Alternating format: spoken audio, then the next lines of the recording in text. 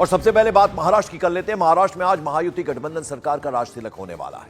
आज शाम 5:30 बजे का वक्त तय है। मुंबई का आजाद मैदान, यहां नई सरकार का शपथ ग्रहण होना है। देवेंद्र फडणवीस महाराष्ट्र के मुख्यमंत्री पद की शपथ लेंगे। उनके अलावा एकनाथ शिंदे और अजीत पवार महाराष्ट्र के डिप्टी सीएम पद की शपथ लेंगे। इसके पहले कल बीजेपी विधायक दल की बैठक में देवेंद्र फडणवीस को विधायक दल का नेता चुना गया।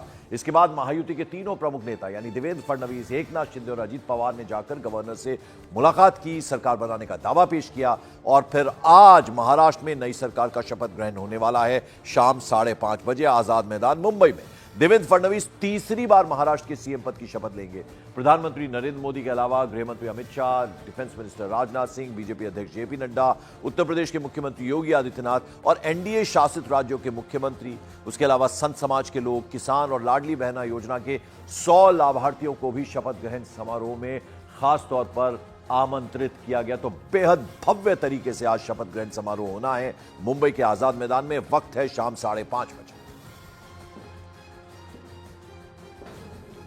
विश्व गौरव भारत के प्रधानमंत्री माननीय नरेंद्र मोदी जी की उपस्थिति में संपन्न होगा। मुंबई के आज़ाद मैदान पर यह संपन्न होगा और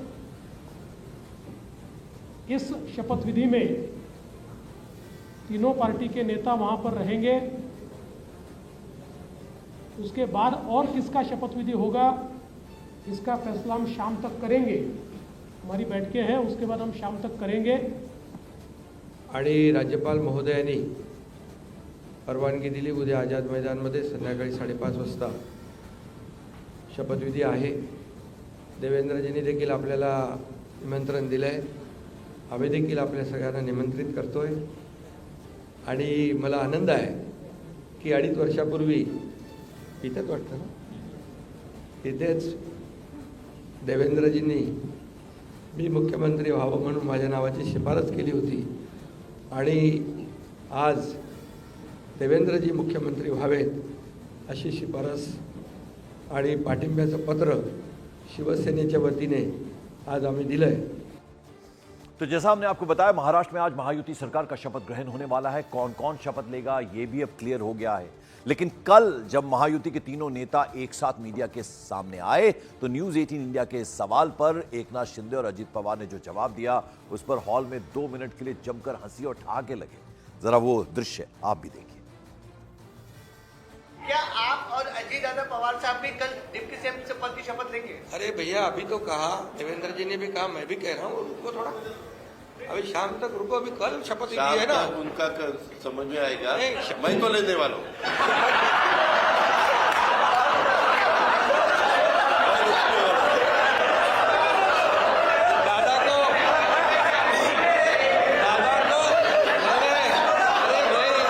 दादा को अनुभव है, दोपहर शाम को भी लेने का और सुबह भी लेने का।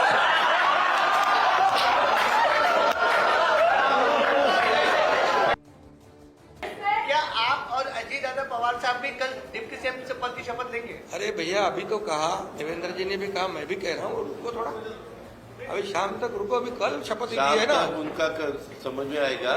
मैं तो लेने वाला हूँ।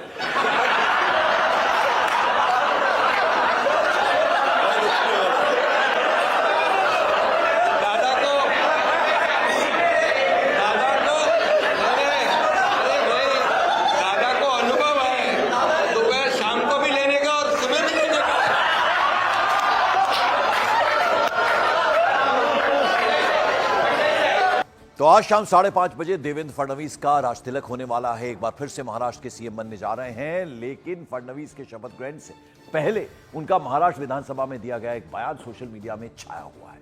जब नेता विपक्ष की कुर्सी पर बैठने के बाद फडणवीस ने कहा था, मैं समंदर हूं, लौट के आऊंगा, और वो लौटकर आ भी गए।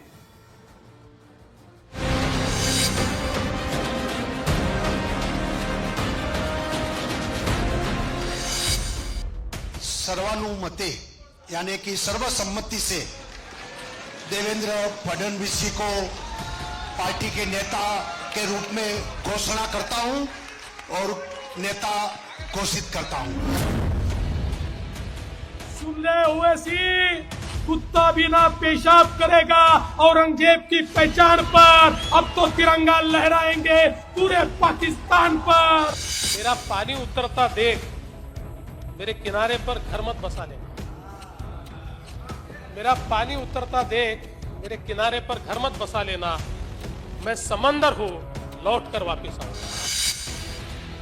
भले ही ये बयान साल 2019 का है, लेकिन इस बयान में छिपी है देवेंद्र फडणवीस की राजनीतिक कुशलता, उनकी जिजीविषा, उनकी कर्मठता, उनकी सौम्यता, उनकी सरलता। और आज देवेंद्र फडणवीस का यही रूप उन्हें महाराष्ट्र की सत्ता का वो किरदार बनाता है जो अपने राजनीतिक दांव पेचों से विद्रोह और विरोधियों के किले को ध्वस्त कर सकता है। अब से कुछ महीने पहले जब लोकसभा चुनावों के नतीजे आए, तब बीजेपी दहाई का आंकड़ा भी हासिल नहीं कर सकी थी। ऐसे में देवेंद्र फडणवीस के राजनीतिक भविष्य को लेकर तरह तरह के कयास लगाए जाने लगे थे, लेकिन वक्त और बाजी ऐसी पलटी कि महायुति के नतीजे देखकर सियासी पंडितों की आंखें भी चौंक गई।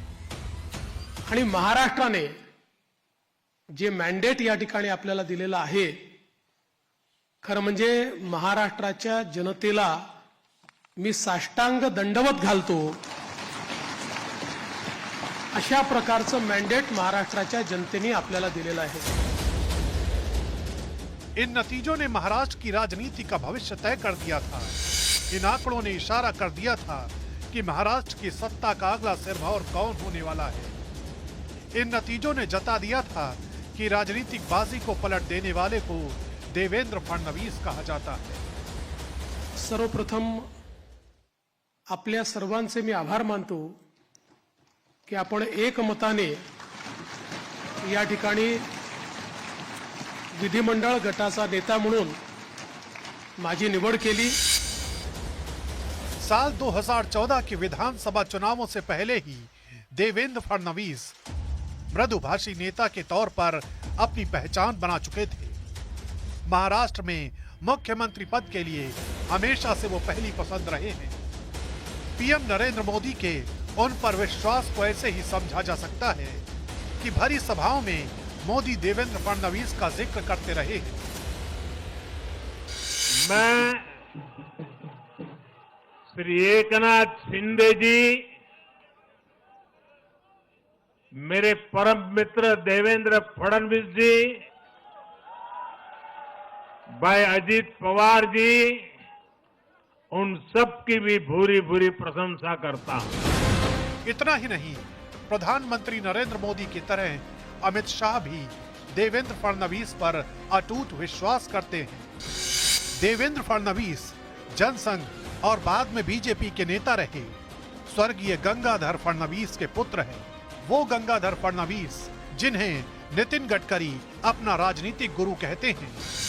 लिहाजा ये समझना मुश्किल नहीं कि देवेंद्र फडणवीस का राजनीतिक कौशल किस सीमा तक है। इन चुनावों में देवेंद्र फडणवीस के लिए चुनौतियां इसलिए भी बड़ी थी क्योंकि एक तो लोकसभा चुनावों के जख्म भुलाने थे, दूसरा महायुति के भीतर टकराव के हालात को भी नियंत्रित करना था। यहाँ देवेंद्र फडणवीस ने अपने जबरदस्त राजनीतिक कुशलता का परिचय दिया। उन्होंने न सिर्फ पूरे चुनाव अभियान के दौरान अद्भुत धैर्य का परिचय दिया, बल्कि सरकार के गठन की तैयारियों से पहले भी राजनीतिक संयम की मिसाल कायम की। इन सारे समीकरणों का नतीजा ये हुआ कि महायुति में बीजेपी सबसे बड़ी पार्टी बनकर उभरी। बहुत आनंद हुआ इस एक मत निर्णय में, यूनानिमस रेजोल्यूशन के ऊपर। मैं आप सबको बधाई देती हूं। हम एक है तो से। धन्यवाद। देवेंद्र फडणवीस ने अपने राजनीतिक सफर की शुरुआत उस वक्त की जब 1989 में वो अखिल भारतीय विद्यार्थी परिषद में शामिल हुए। 22 साल की उम्र में देवेंद्र फडणवीस नागपुर नगर निगम में पार्षद बने। 27 साल की उम्र में वो सबसे युवा महापौर बने। 1999 में देवेंद्र फडणवीस ने पहला विधानसभा चुनाव लड़ा और जीत हासिल की। इसके बाद उन्होंने पीछे मुड़कर नहीं देखा। और लगातार 3 विधानसभा चुनाव जीते। सबसे बड़ी बात ये कि उनका राजनीतिक करियर भ्रष्टाचार के आरोपों से बेदाग रहा है और अब एक बार फिर महाराष्ट्र की सत्ता में उनका राज तिलक होने जा रहा है। आपको यह भी बता दें कि महाराष्ट्र के मुख्यमंत्री के रूप में आज देवेंद्र फडणवीस के शपथ ग्रहण समारोह से पहले सुरक्षा व्यवस्था बेहद सख्त कर दी गई है। मुंबई पुलिस के मुताबिक 5 अतिरिक्त आयुक्तों, 15 डीसीपी, लगभग 700 अधिकारियों और 3000 पुलिसकर्मियों की तैनाती कर दी गई है। इसके साथ ही बीडीडीएस और क्यूआरटी टीमों को भी सुरक्षा व्यवस्था में शामिल किया गया है। मुंबई पुलिस के मुताबिक आज के इस कार्यक्रम पर करीब 8000 से भी ज्यादा सीसीटीवी कैमरों से बाकायदा निगरानी की जाएगी। तो सुरक्षा के इंतजाम चाक चौबंद हैं। सिक्योरिटी एकदम टाइट कर दी गई है, यानी परिंदा भी पर न मार सके, इस तरह के इंतजाम आज किए गए हैं। शाम 5:30 बजे भव्य कार्यक्रम होना है शपथ ग्रहण का, जिसमें प्रधानमंत्री नरेंद्र मोदी, गृह मंत्री अमित शाह और डिफेंस मिनिस्टर राजनाथ सिंह भी शामिल होने वाले हैं। मुंबई पुलिस की तरफ से हमने बहुत ही व्यापक डिप्लॉयमेंट प्लान इसके अंदर तैयार किया है। उसके अंदर हमारे 5 एडिशनल कमिश्नर रैंक के अधिकारी, 15 डीसीपीज, तकरीबन 700 ऑफिसर्स, उसके साथ साथ 3000 के आसपास हमारे पुलिसमैन इसके साथ हमने डिप्लॉयमेंट किए हैं। उसके साथ साथ हमारी 5 SRPF कंपनीज, उसके साथ साथ 15 लॉ एंड ऑर्डर रिजर्व, उसके साथ साथ जो हमारी और कंपोनेंट है, बीडीडीएस टीम है, क्यूआरटी है, उनका पूरा डिप्लॉयमेंट किया गया है।